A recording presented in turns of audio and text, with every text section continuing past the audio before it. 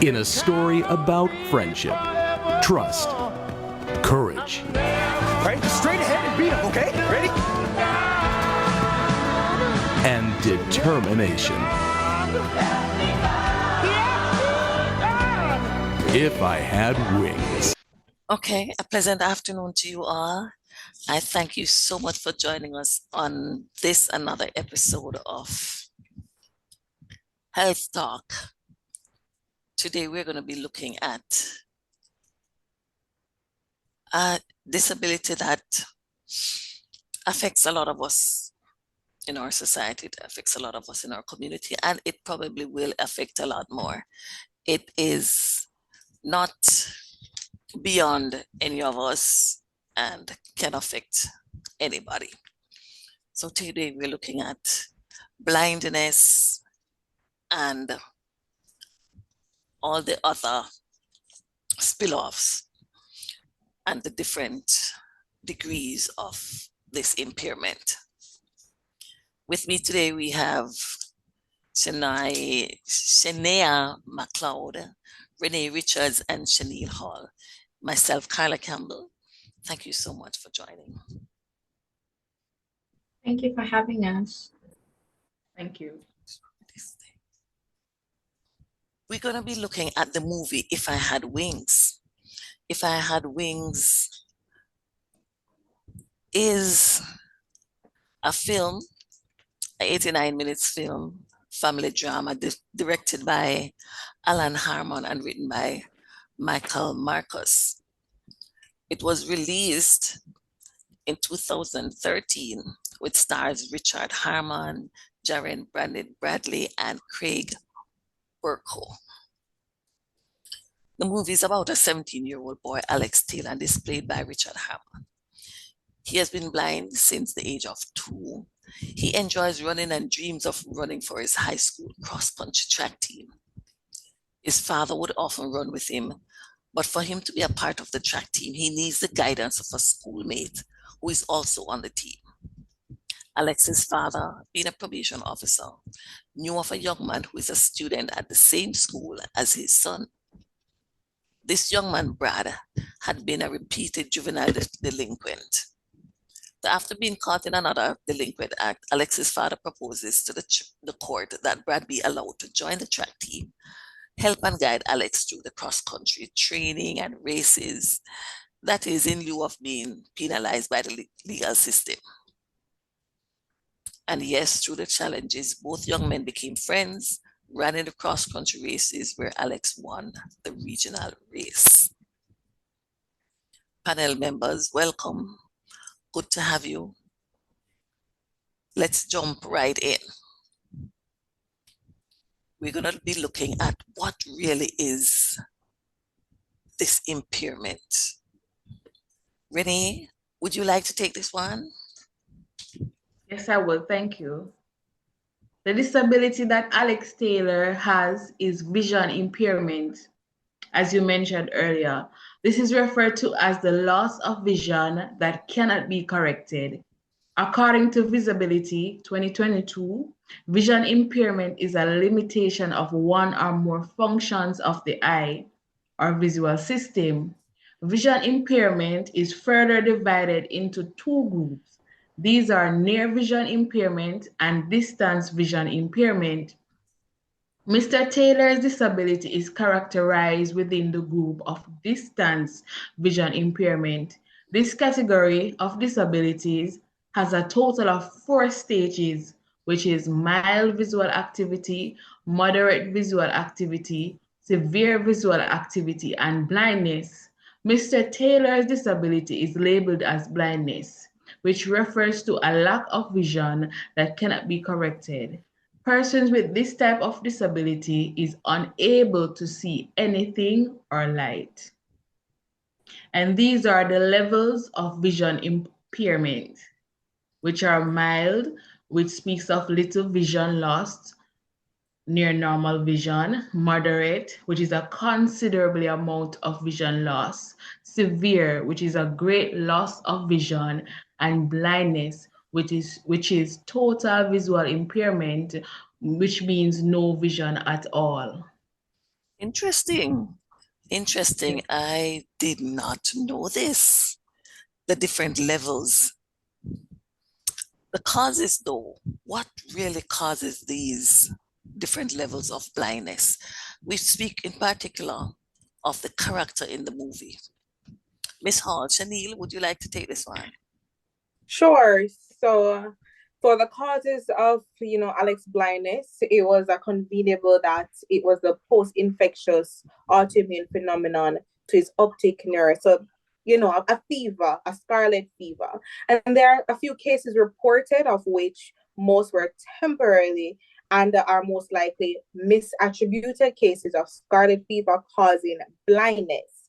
So, given scarlet fever, the epidemiology in the late 19th century, there was a case of a child called Mary Ingalls who contracted scarlet fever and went blind as a result.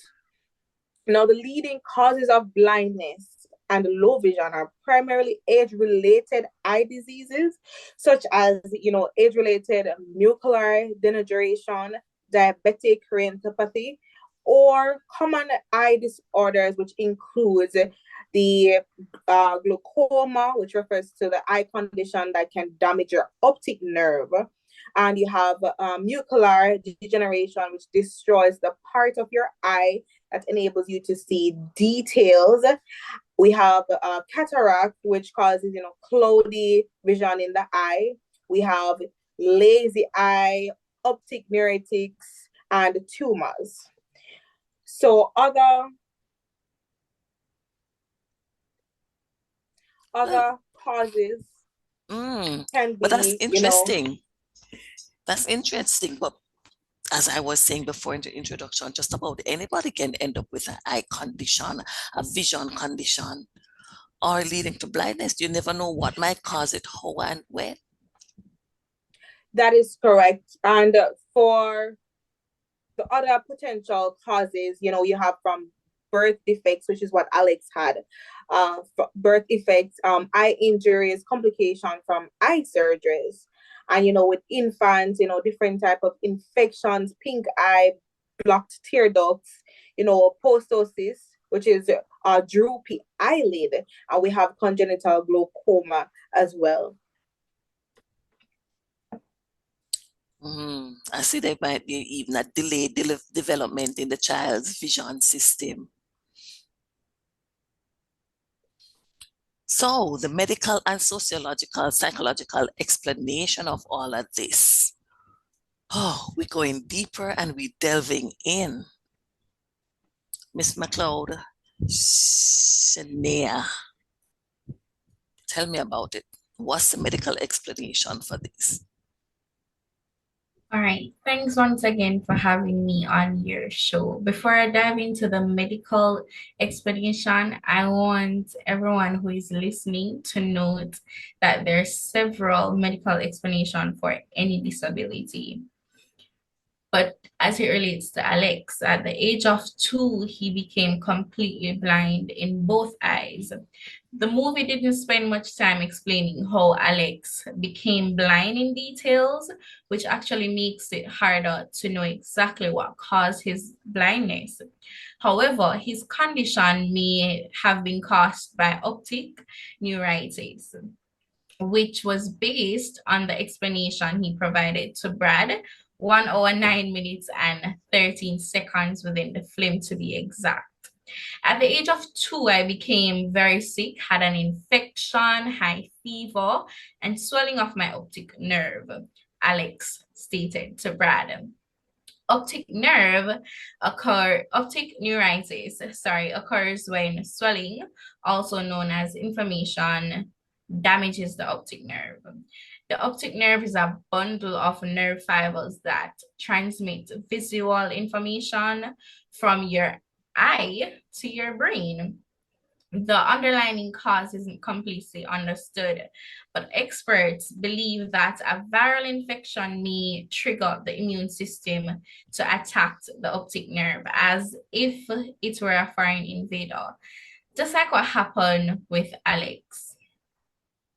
Many times we hear doctors mention that our white blood cells can start attacking our body.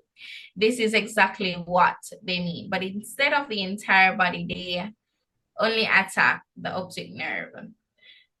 So going to a more in-depth explanation, may I have the picture on the slide, please? You see the optic nerve is coated with a fatty substance called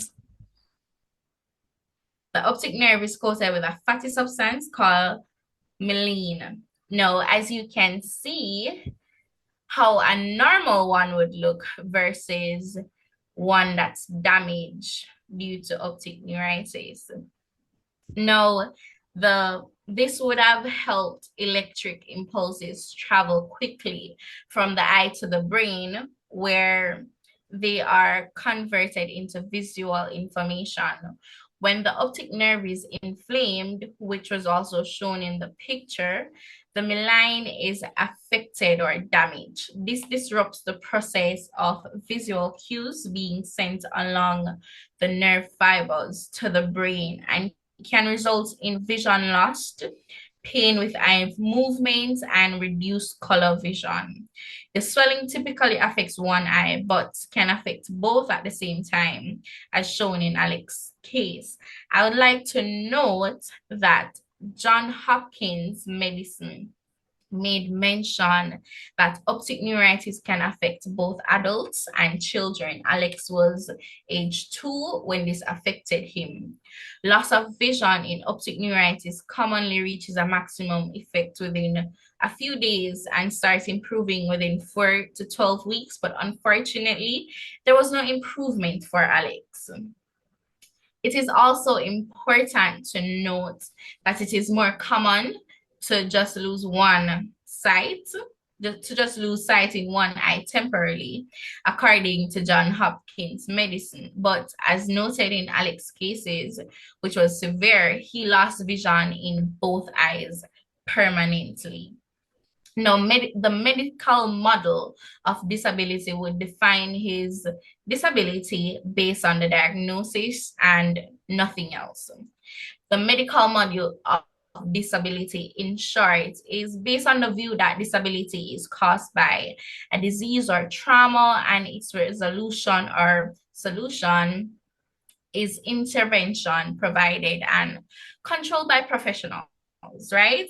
Now, disability in this model is perceived as division from normality, and the role of persons with disability is just to accept the care determined by and imposed by health professions who are considered the experts. So just accept that care and don't question it. Now, in this model, disability is considered as residing within the individual, while a social explanation, which I will explain later, is more centered around the surrounding. This model only sees Alex's disability as a result of his illness. His blindness is what makes him disabled, not his surrounding. So that would be an explanation based on the medical model. Now, if we should look at this from a psychological point of view, let's take the sociological explanation first. Let's see if we can blend and move in from the medical and see what happens in society. All right, no problem. You see, Alex would only be disabled because of barriers in his surrounding and not just because he is blind, based on the social model of disability, since as we're looking at sociology. According to the social model, it is society which disables people with impairments, and therefore anything meaningful, as in a solution, must be directed at society change rather than the individual adjusting and rehabilitation. Now, the social model of disability views disability as socially constructed, and it's a consequence of society's lack of awareness and concern about those who may require some modification to live full productive lives, like Alex. Now, this model refers to by some as Barre's model. It views medical diagnosis, illness, or injury as having no part in disability, but rather society is considered the cause of the disability, as mentioned before, which is considered a consequence of an environment created for the able-bodied majority. Within the film, we see where there were social barriers that, according to this model, would make Alex disabled, such as the way he was treated by a teammate in the locker room. When he was alone, it was so clear that they lacked understanding and awareness of how to treat someone who is blind. Thankfully, to that one girl who stopped them, she had some awareness of how to treat somebody with a disability. Now, people with disabilities are encouraged to see any problems and console them as emerging from barriers and negative attitudes of others in their social environment. So even how long it took for Alex to get on the cross-country team because of the lack of urgency from the coach to work out a partner and get back in touch with the father would be a reason why Alex would be considered as disabled. Instead of being centered around the diagnosis, this focus on the environment, which is one of the main reasons why this model is criticized so much. But if we should look at it from this approach and take something positive out of it, we can see that the family tries to limit a lot of barriers for Alex. For example, they allowed him to use the stairs, which he was pretty good at because he used it to practice. They also allowed him to still race even after several injuries because he would just always be cutting his head. So they still allowed him to race with the help of a partner, and they didn't assist him much with his daily task, which is one of the ethics when dealing with a person with disability, having them feel as though they are independent, which was mostly done by the father. However, the mother still hangs on, as Alex would put it. So that would be the sociology explanation for this disability. Once again, you're taking me down a path I did not know. I wonder if my listeners, call in listeners, tell me what you're thinking and what you're learning. This sociological model as against the medical model, it's so different because society really is not prepared most of the times to deal with persons with disabilities. And as you said, this is probably what is causing the disability more than the impairment itself. It is what is happening in society. Anyway, we move along and we look at the related symptoms, that which lead to the disability to be called an impairment. We'll take that one. Somebody volunteer. Who want to speak to me about these related symptoms? I would like to take that one on because this is very interesting, and how the Disabilities Act define disability is even more interesting. So according to the Americans with Disability Act of 1990, also known as the ADA, disability is defined as physical or mental impairment that limits one or more major life activities. An individual can only receive protection from the ADA if they have a record of the impairment that limits major life activities or being regarded as having an impairment. Now, major life activities include caring for oneself, walking, seeing, breathing, hearing, speaking, learning, working, and most importantly, performing personal tasks. Now we see where Alex was not able to see, which is a major life activity. So that is one symptom that would label him as disabled.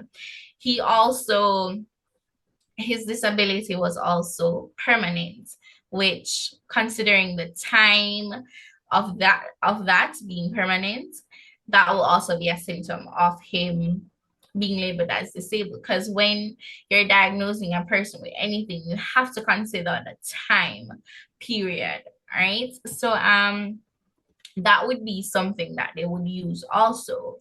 And the fact that he needs help to take care of himself the way an able-bodied person would, then that will also be added to the reason why he would be classified as disabled. So once he was not able to participate in a major life activity and he has a record of an impairment, then he would be classified as somebody who is disabled.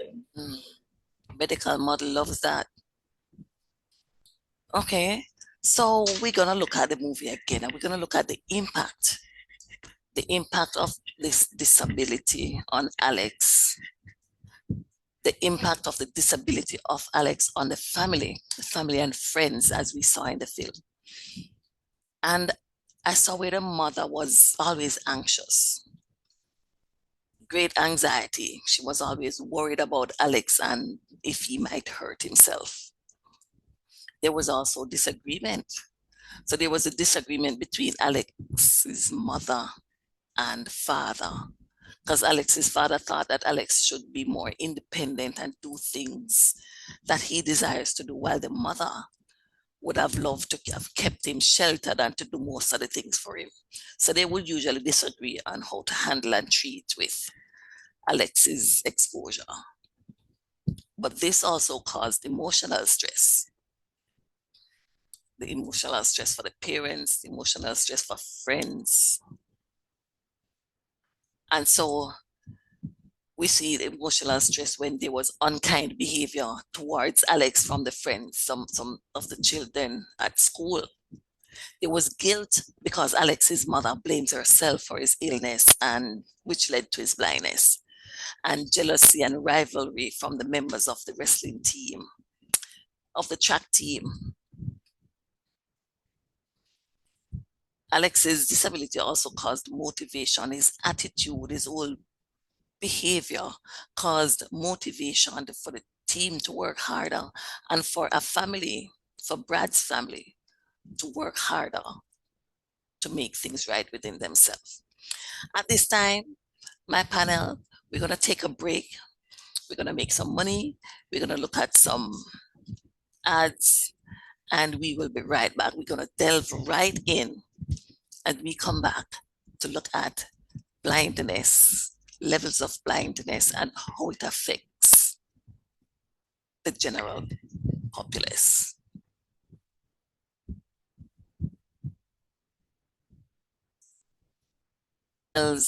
Panelists are right back here with me: Shania McLeod, Renee Richards, and Shanil Hall. You've been such a good, informative group.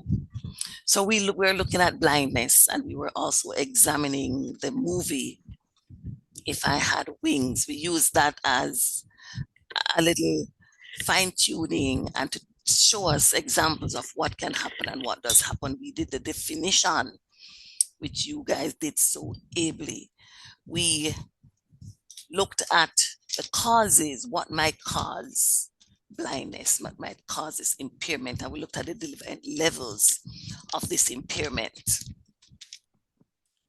We spoke to the medical and sociological model of this disability, blindness. We were looking at the impact on families and friends in the movie. And now we'll move into looking at the general impact. My panel, how are you feeling? We're back at blindness, and how are you feeling being here today with me? We have been having a lot of calls coming in. Persons have been raving about the information that you're giving. Well, I've realized that not everyone has been aware of this condition, this disability, and the symptoms that are connected to it. So it was very refreshing knowing that we could have passed on such great information to members of our society. Yes, it's greatly appreciated. We walk around and we see persons, especially with the cane and thing, and we wonder, but we generally don't stop and think. All right, so we move right into the general impact. The impact this disability has on the society, it can be positive or negative, as you have been saying. It can be seen as a burden on society to be pitied, corrected, or treated. And one can be judgmental, biased, and even discriminatory towards these persons who are blind or just hearing impaired. However, on the flip side, they can be taught to be independent, as we see was being done with Alex in the movie, so that they can become an asset to society, gainfully working, employed, and contributing to society and to the economy. It should be noted that the impacts listed in the in the family and friends impact can also and does also impact the general society. So we're going to look at strategies. I'm going to ask you for strategies. I want to see what can we do? Strategies for our children, the young ones. We're going to look at strategies that will help to create a more enabling classroom when persons or children are affected by this impairment. Thank you so much for that, Carla. So yes, we're going to look at, some strategies that can help to, create a more enabling classroom that can include, students, children with visual impairments. So firstly, let's talk about the education plan. We got to review individual education plans. As required by the Individuals with Disability Education Act 1997, the IDEA, every student with disability is entitled to an individual education plan, a unique document developed by parents and a multidisciplinary team to improve educational results for students with disabilities. Among other vital information, this document covers a student's annual goals, special education services to be provided, and the extent to which they can participate with non-disabled students. Reviewing the IEP of every student with a disability in a class will help to ensure that it is meeting their specific needs. All right, so I think we can relate this to Alex as well in the movie where, the trainer or the coach really didn't want Alex to participate in the cross country because, everyone was looking at his impairment and saying, oh, how will he be able to run? He will need someone to hold on to run with. How is that going to be possible? Are they going to be bumping into each other, falling over? What if something wrong goes happen? Right? So we can see where they went ahead to, look into things, decide that he can get, a shoulder holder participant that can help run with him. And that's how they got Brad to run with him. And everything went perfect, Alex was able to run the cross country track with his team without anything getting in his way. He was running the track perfect. There wasn't many accident. Yes, he was new to the track, so there was a little bump in there, and Brad is new. There's new friendship, and so they had a lot of disagreement where it came to running and what they wanted to do during the races. Second, we can say create a safe space, and I believe this is so important, right? Students can feel distracted or even distressed by loud noises and commotion in and outside of the classroom. So for students when they feel overwhelmed or frustrated, a safe place can help them regain their composure. And just imagine for a child who's visually impaired, their other senses are stronger, right? And so, their hearing are so strong that any little thing, any little noise, can just get them off, get them jittery, get them frightened.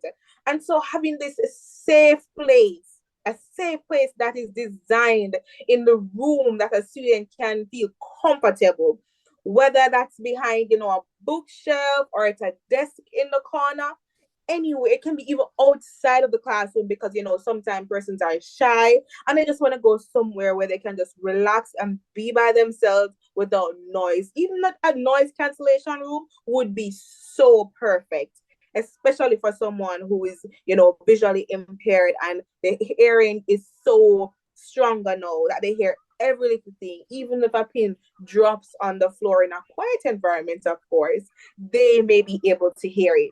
So some teachers even allow their students to briefly leave the classroom if they feel uncomfortable. Cooling down in front of their classrooms can be, uncomfortable, as mentioned, for some of them. And so they can go outside. Some go to the bathroom, we're assuming here. Some might go under a tree. But for a nice little space, a nice little corner, a nice little room would be perfect. They just go ahead and just relax. And maybe their peers can be in there as well. They can talk, and just relax and just come back to class when they're okay. Third, we can say to provide mobility and orientation training as students with visually impairment experience great difficulty in acquiring skills in direction, mobility, and training. This is particularly important at post-primary level, right?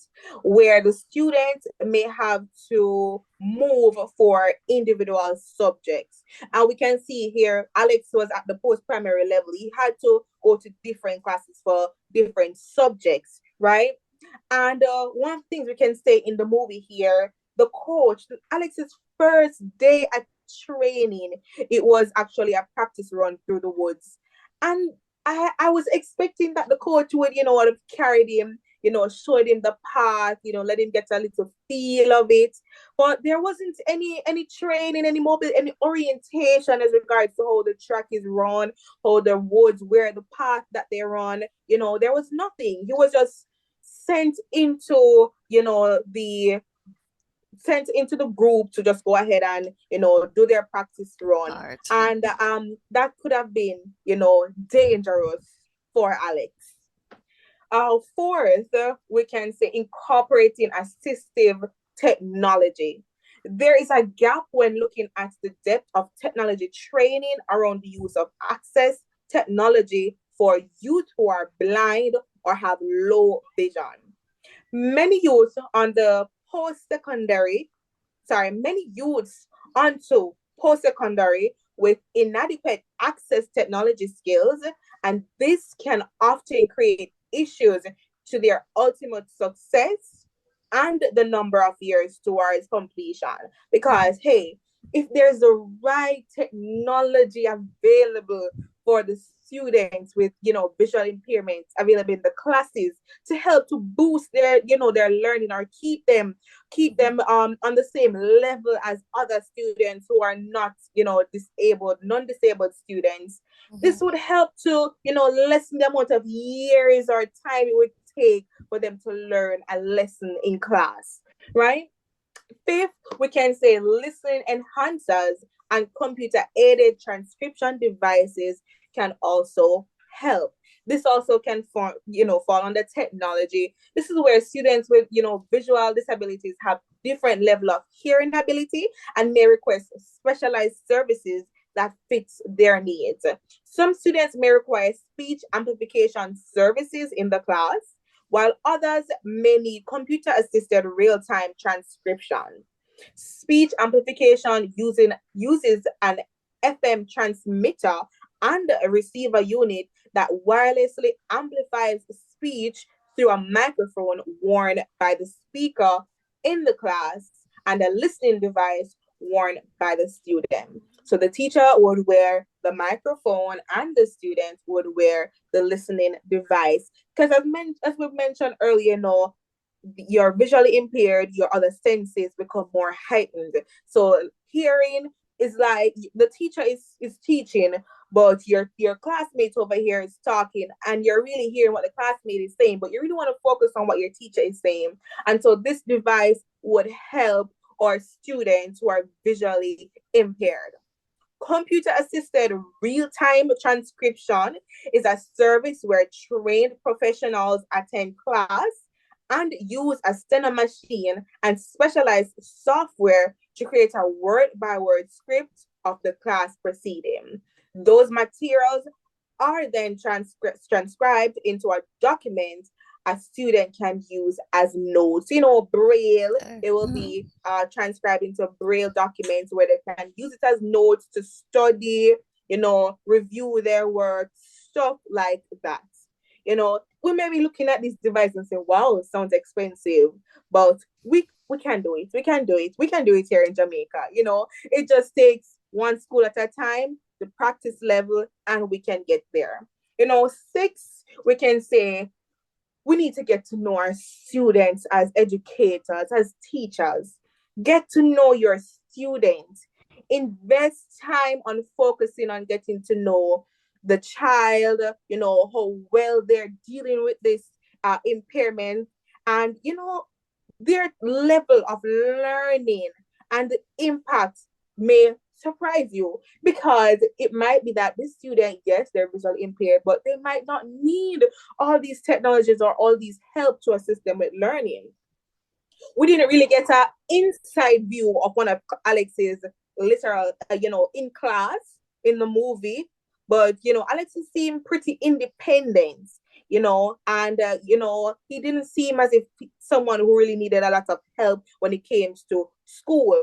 But we can see where his mom ensured that he always has a friend from first grade all the way up to post-secondary class. And she's always there to, any little thing he might miss, she's there to provide him. Any little notes needed, she's there to assist him. And so we're going to move on to the strategies in the work environment, right? How to include visual impaired employees and make them feel comfortable in your workspace. So Before what we we can move say, on to the workplace, I do remember in the movie where they had the young lady was secretly in every class with Alex. yes, And I've seen here in Jamaica where a blind person in a high school was given a shadow, somebody who would be with her at all times. And I'm not sure if she took notes for her or, her duties as a shadow. But then, yes, I did see where they sometimes use a shadow to be with them at times. yes. Even at the Jamaica Theological Seminary, there was in my batch, we had a student who was visually impaired, and in exam time, there was a shadow, that helped to like any little mishap, any little notes that was missed in regards to reading the exam paper. The shadow was there to assist with completing the assignment. Yeah. So they're just little things, major things we can do to Yes. assist the student in school. Yeah. Okay. So yes, let's move on to the work environment. Let's see what are All the right. strategies that can be created to making the work environment more enabling. All right. So, number 1, use inclusive communication tools and method. So use accessible tools for inter-office messengers and other communications. Makes sense. During presentations, verbally describe charts, graph, and other visual aids used. Identify yourself as you enter or leave a meeting and encourage your employees to do the same. Because, hey, I'm here working at your organization. I'm visually impaired. Yes, I might know your voice. I might know your smell, but there's a meeting. I want to know who is attending, and it would be so lovely if when entering, hi, it's Shaniel. I'm here present. Hi, it's Carla. I'm here present. Hi, it's Shanae. It's Renee. So Mhm. I understand and I know who is entering the meeting and who's there, so I can address everyone when I am giving my presentation, right? Second, we can say make the application process accessible for persons with, visual impairments. Mhm. So offering an accessible application process sends a message that you're an equal opportunity employer. Controversially, if blind or low vision applicants struggle in completing the application due to accessibility, they may become discouraged from applying at So all. right. Mhm. Yeah, because That's true. if I'm visually impaired, right, and I'm seeking an employment and I have this application to fill out, and I don't understand, I don't have the help, I don't there's it's just not able for me to feel it as someone who's visually impaired. I'm just going to leave it and I'm not going to consider your organization, even though I may be the best fit, the best candidate for Mhm. your job to make your organization a better place to work and grow. All right. So third, we can offer support by asking the right Ooh, questions. that is You a know, tricky one. Mhm. mm, yes, this one really is a tricky one because hey, we don't want to go up and asking, persons who might, we might feel like they need some help. I would just going up and say, you want some help, or because sometimes they Mhm. can feel, they can feel away, or they can feel as if you're pitying them, and sometimes they don't want any pity. They just want to be included as someone who is normal because hey, they are normal, right? Yep. So proactively support employees with blindness or low vision by asking about what kind of modifications they need to get the job done. For someone who has never had to ask for workplace accommodation, these inquiries may seem unimportant, but visually impaired individuals may be accustomed to these conversations, but employers can pleasantly surprise employees by asking first. Just make sure you understand what you can and cannot ask according to the The ADA. ADA. Yes, because Yeah, we yes, stand the risk of being offensive. Hmm. yes, yes, Yeah. that is so correct. So, it just comes back to, how you ask, what you ask and how you ask it. Because they can really have some things that they would like for you to do in this organization to make them feel a bit more comfortable, Mhm. to make them feel more welcome at work. But, because it's not a norm to just go up there and say, hey, boss, can you do this? They're afraid. So if you give them the opportunity, make a space where they can make their voices be heard, and not just make their voices be heard, but to act upon their requests once it's accessible. All right. And so let's move on. So we can also move beyond the mentality block of how. How can I have someone who's visually impaired working at my organization? Mm. What are they able to do? How they're able to do the work, complete the work? No, no, no. They can do anything that you can do. Right? Don't let your fear of visually impaired individuals' capabilities rule decision making. Blind and low vision individuals lead to more independent lead more independent lives than you may think. As a general rule, remember that a person with blindness or low vision won't apply for a job they didn't think they can That do. is, yes. So we need to Mhm. move away from that mental block of saying they won't be able to do the job. Because if I am visually impaired and I apply to your organization, that means I am capable of Mhm. doing the job you require. Amen. Amen. All right. So make sure that you're office has ramps and lifts as well to help these individuals move around the workspace, right? Small modifications to the environment will do wonders for the people with disability to bring out the best in them. A workspace that can be easily navigated is a must. Make sure your office premises has ramps and lifts that help easy movement for wheelchair users throughout the campus premises. You can also provide portable ramps or wooden ramps that can be easily installed without requiring any additional construction.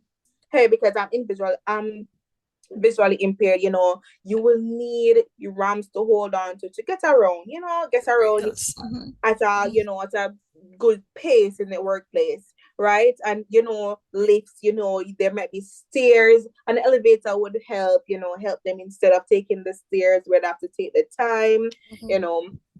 Yeah. So things can be done that is not so costly on the organization, just a little modifications here and there just to make it inclusive for these persons. So finally, we can create an environment where everybody is involved socially. Make sure that every individual introduces him or herself in a meeting so that a person with visual disability will go to know who is in attendance and where exactly each and every person is sitting. I know we mentioned Ah. this earlier, Mhm. right? But here's a more in-depth approach in doing so. If someone has to leave the room mid-meeting, acknowledge it. Brief meeting. So you leave the room and I'm there doing my presentation. I didn't know you leave the room. I'm here acknowledging you. So Carla, what you think about this, Carla? And Mhm. you're not present in the room. Correct? It is important that employees realize the disability does not define their new coworker. Their coworker was hired on merits of their skills.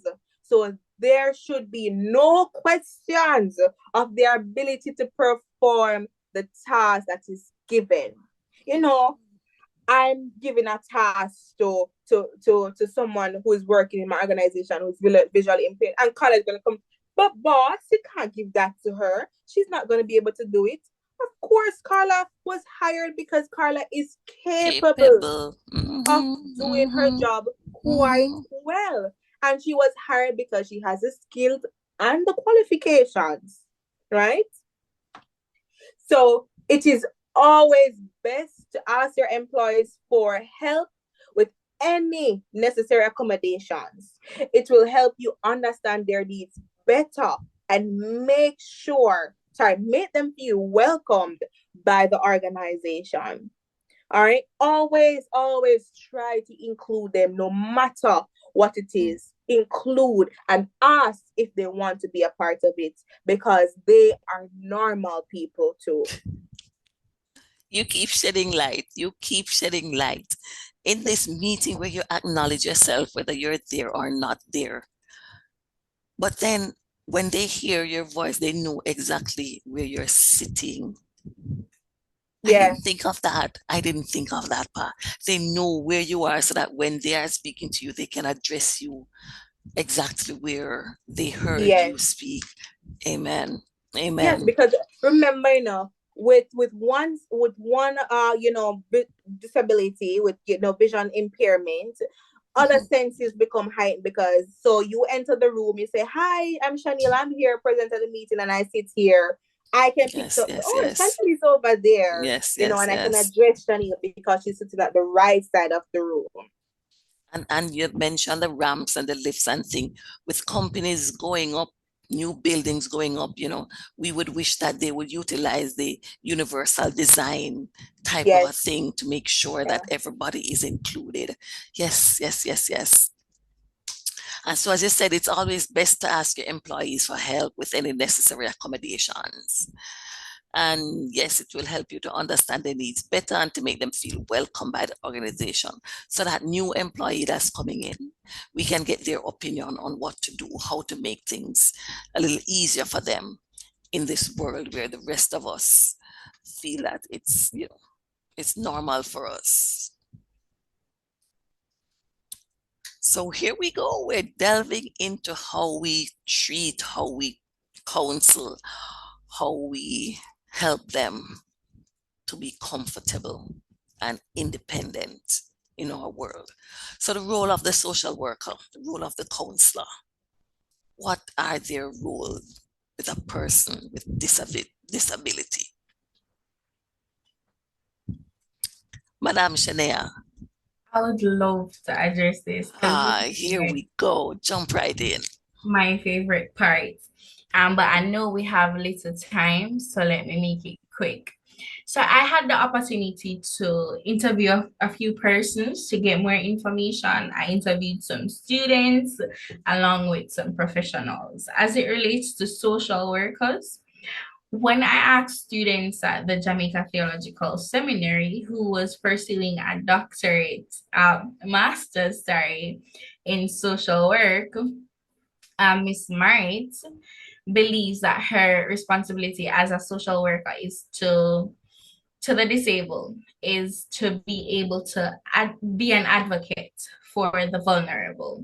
As a social worker, advocating for persons with disability is my responsibility to ensure their needs are met, ensure they receive the necessary assistance from social services such as schooling, healthcare, and education. No, that is it for social work. But when we look at guidance counselors, we see a lot of students voicing what they think their responsibility is. All right, so for example, Mr. Pinnock believes that his responsibility would be to help students develop emotionally and academically along with socially.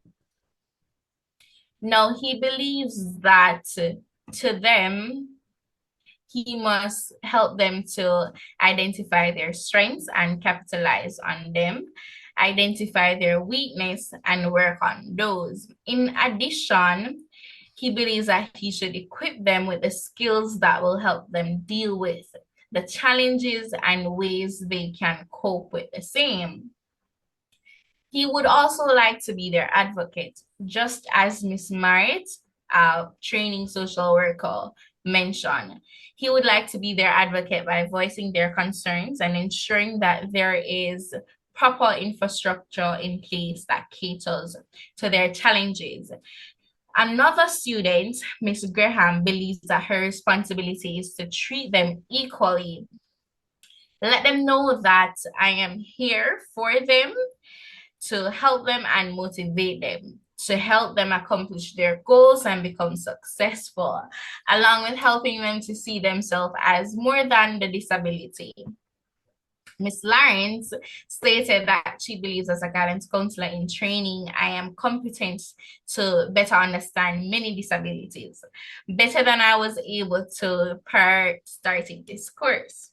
Having a better understanding helps me to assess their needs better and also appreciate the unique symptoms.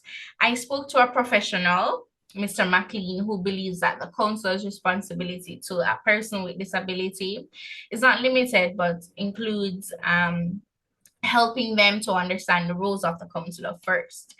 Then he would help them to understand their worth, values as a person if they are having challenges with such.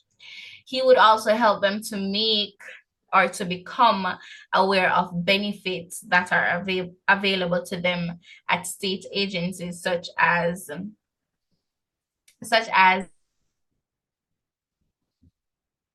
the Disability Foundation. He would provide grief and trauma counseling if this is required and or making necessary referrals. After doing the interview, I believe that they had a sense of their roles. However, improvement is necessary in everything, of course. Now, the role of a social worker, according to sources, social workers are professionals who aim to enhance overall well-being and help meet basic and complex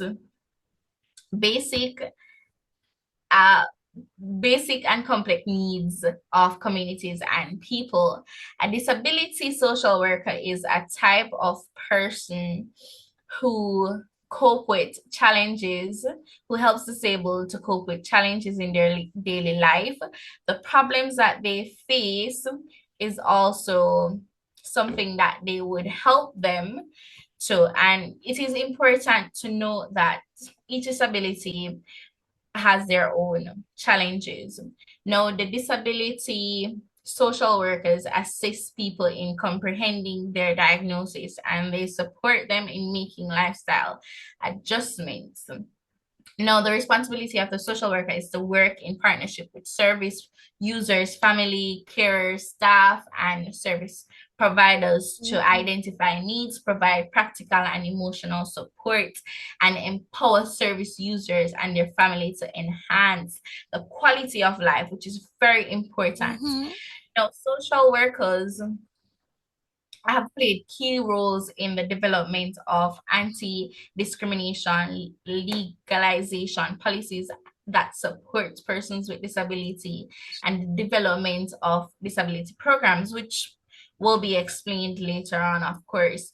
Social workers work alongside people with disabilities and families to realize social inclusion, community living, employment, family support, and most importantly, rehabilitation. They influence by values and philosophy of the independent living movement. Now, social work also addressed the issue of grief, loss, and mental and physical disabilities. The dominant view of disability in social work and social services has been the medical model. The medical model was explained earlier, so I won't get into that. Now, instead of viewing disability as something that is linked to social, cultural, and political views, the medical or personal tragedy framework interferes that the disabled individual is plagued by deficiencies and is in need of medical fixing.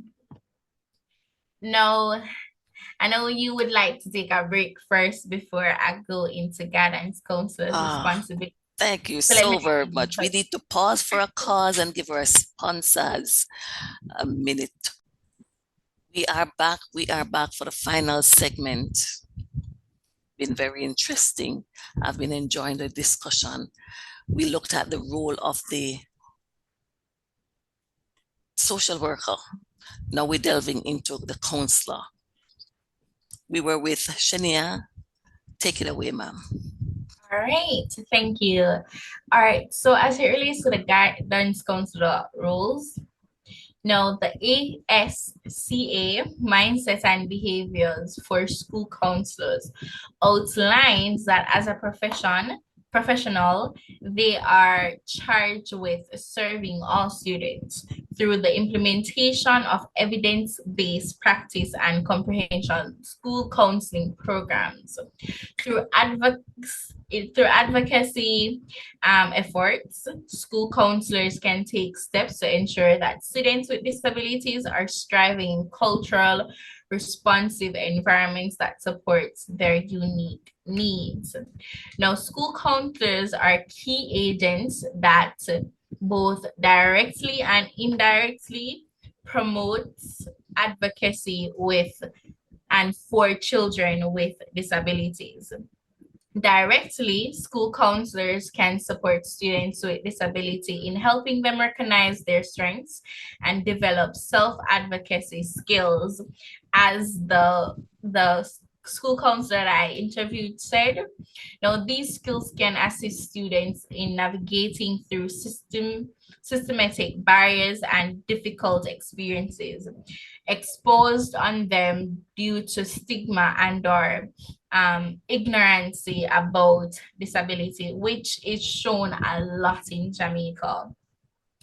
Group counseling can promote social or emotional development and allow students with disability, it can allow them to have opportunities to enhance their problem-solving skills through interpersonal support from their peers. No, classroom lessons can be provided so that psychoeducational experiences can explore topics including conflict resolution, bullying, and respect. In addition to individual and group counseling and classroom lessons, school counselors can support students with disability by indirectly collaborating with school-based teams to ensure appropriate services for students with disability related educational plans. Now, they can also connect with families to resources including community, mental health services, providers, and support networks. Now, transition planning such as vocational, employment, housing, etc. for student ages 17 to 21, where Alex would fall under because he's a teenager. They can also educate staff through collaboration and professional development opportunities. Consultation. Now, I would also like to mention that they can help them to develop a school climate that is welcoming and supportive of students with disability. I personally believe that this is the most important part of their role. It is important to note that counseling someone with disability is an experience typically understood by many, including counselors and professionals who don't work much with this population. To change this trend, key points and essential information counseling professionals should know before counseling someone with disability is important. Get to know the information first. Getting the necessary training and supervision needed is effectively important when counseling persons with disability. Recognizing the most persons with disabilities do not live their life focusing on their disability and limitation is something that counselors and social workers need to understand or implement when they are dealing with these persons. Being aware of how persons with disability describe themselves is important, and paying attention to the disability and strengths of persons with disabilities and incorporating them into the schooling relationship is something that is very important. Now, those are my points when it comes on to roles of school counselors and social workers. I agree. They should pay attention to the abilities and strengths, and all of this should go into the counseling relationship. So yes, we move on. We are strapped for time, and so we're going to ask Renee Hall to speak of the policies for disabled persons. Okay, good night again. According to the Charter of Fundamental Rights, all persons in Jamaica have the right to preserve for themselves and future generation all fundamental rights and freedom to which they are entitled by virtue of their inherent dignity as persons and as citizens of a free and democratic society. Disabled personnel have the right to freedom of peaceful assembly and association, the right to freedom of movement. This is to say, the right of every citizen of Jamaica to enter Jamaica and of every person lawfully in Jamaica to move around freely throughout Jamaica, to reside in any part of Jamaica and to leave Jamaica. They also have the right to equality before the law, the right to equitable and humane treatment by any public authority in the exercise of any function, the right to freedom from discrimination on the ground being male or female, race, place of origin, social class, color, religion, or political option, and in this case, disabled. Laws governing disability. Laws including Section 504 of the Rehabilitation Act 1973, the Individuals with Disabilities Education Act, otherwise known as IDEA 1973, 1997 and its 2004 reauthorization. The Individuals with Disabilities Education Improvement Act charged schools with the responsibility of protecting the rights of, meeting the individual needs of, and providing a free and appropriate education to students with disabilities. These laws provide guidance in the development and implementation of the Section 504 plan, which provides access and support to students with disabilities in the general education environment through accommodations and the Individualized Educational Program known as IEP, a plan that outlines specialized individual instruction for students with disabilities in the least restrictive environment. According to the Disability Act 2014, all persons with a disability must have access to premises, freedom to enter in, approach, communicate with, make use of, or maneuver within any premises. Persons with a disability have the same fundamental rights as any other person. Okay, now we'll be looking at programs that are offered to disabled persons in Jamaica. First, we have the Jamaica Society for the Blind. Jamaica Society for the Blind is an organization that aims to create a vision without limits. This Society for the Blind that advocates and facilitates adjustments to blindness, eye care, and social services to the blind and visually impaired population. Jamaica Society for the Blind has a variety of programs that caters to those who are visually impaired or blind. Some of these programs are social assistance program, orientation and mobility services, voluntary reading program, braille training, eye health prevention of blindness program, advocacy, public education, and training of healthcare personnel in vision screening and adjustment to blindness techniques. Services offered by this organization are counseling for clients, braille services for external events and activities, educational support services, information communication and technology training. Yes. Another program that we have in Jamaica is the Jamaica Council for Persons with Disabilities. This is a governmental agency that is responsible for rehabilitation, vocational training, and placement and movement of persons with a disability in Jamaica. This organization also promotes the protection of the rights of persons with disabilities. So, Go ahead, feel free. okay. So we'll be looking at the resources that are offered to persons with disability in Jamaica. First, we have the National Digital Library Services for the Blind. This is a portal created by the National Library of Jamaica for persons who are visually impaired. This allows these individuals to have free access to digital talking books that can be used to aid in their development. These resources are restricted to persons who are registered as blind with the Jamaica Society for the Blind. Mm-hmm. Another one is known as Jamaica Society for the Blind Open Vision Resource Center. The aim of this facility is to contribute to the protection of persons with high risk of weak sight or no vision, enabling them to fulfill their dream. The Vision and Resource Center will provide screening and refractive services as well as assessment and counseling to persons who are visually impaired.